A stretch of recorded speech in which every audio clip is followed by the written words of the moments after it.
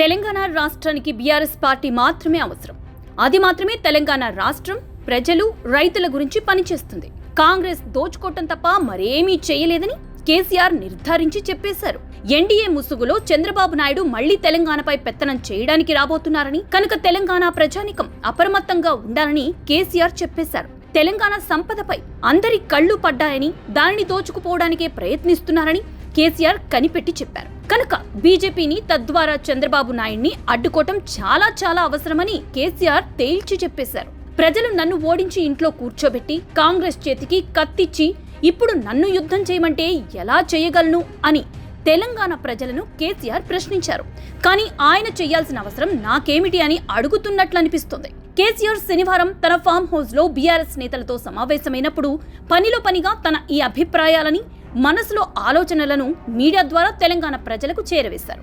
కేవలం తనకు మాత్రమే తెలంగాణ రాష్ట్రం, ప్రజల పట్ల నిబద్ధత ఉందని, కనుక తాను మాత్రమే కాపాడగలనని చెప్పుకుంటున్న కేసీఆర్ తనను, తన పార్టీని తెలంగాణ సెంటిమెంట్ మాత్రమే కాపాడగలదని భావిస్తుండటం విచిత్రంగా అనిపిస్తుంది.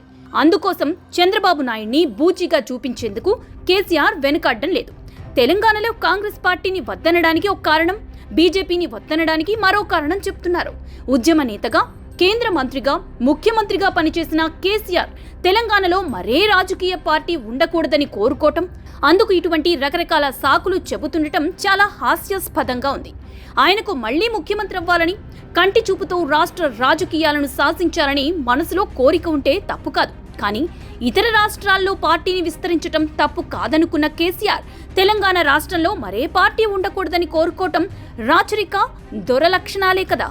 ఇటువంటి రాచరిక పోకడలు మన ప్రజాస్వామ్యంలో గడ్డిపోచలా కొట్టుకుపోతుందని కేసీఆర్ అనుభవపూర్వకంగా తెలుస్తున్నారు. అయినా తన ఈ అప్రజాస్వామిక ఆలోచనను చాలా తెలివిగా సమర్థించుకుంటున్నారని అర్థమవుతూనే ఉంది. అంటే ఎన్నికల్లో ఓడిపోయినా కేసీఆర్ ధోరణి ఏమాత్రం మారలేదనడానికి ఈ మాటలే నిదర్శనం.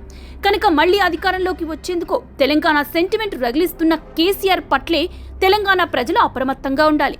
కేసీఆర్ మాట్లాడిన ఈ మాటలే ఆయన బుర్రలో ఎటువంటి ఆలోచనలు ఉన్నాయో వెల్లడిస్తున్నాయి. కనుక ఏపీ సీఎం చంద్రబాబు నాయుడు, కూటమి నేతలు కూడా అప్రమత్తంగా ఉండటం చాలా అవసరం.